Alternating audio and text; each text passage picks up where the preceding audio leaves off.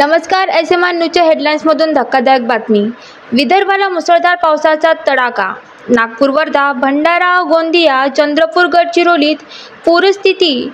घरे जलमय, रस्ते बंद, शाळांना सुट्टी. अनेक ठिकाणी संपर्क तुटला. नागपूरमध्ये मागील 3 दिवसापासून अतिमुसळधार पावसाने हाहाकार माजवला.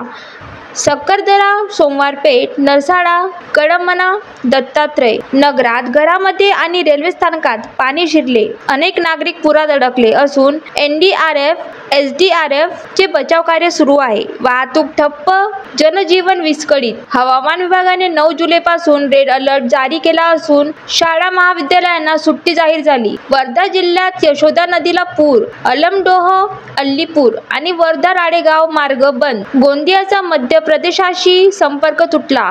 भंडारा, चंद्रपूर, गडचिरोलीतही पूरदृश्य परिस्थिती. 10 जुलैपर्यंत ऑरेंज अलर्ट कायम. आतापर्यंत 3 मृत्यू, 718 कोटीचे नुकसान. प्रशासन आणि बचाव पथके सज्ज. अधिक अपडेट्ससाठी पाहत रहा एसएमआर न्यूज.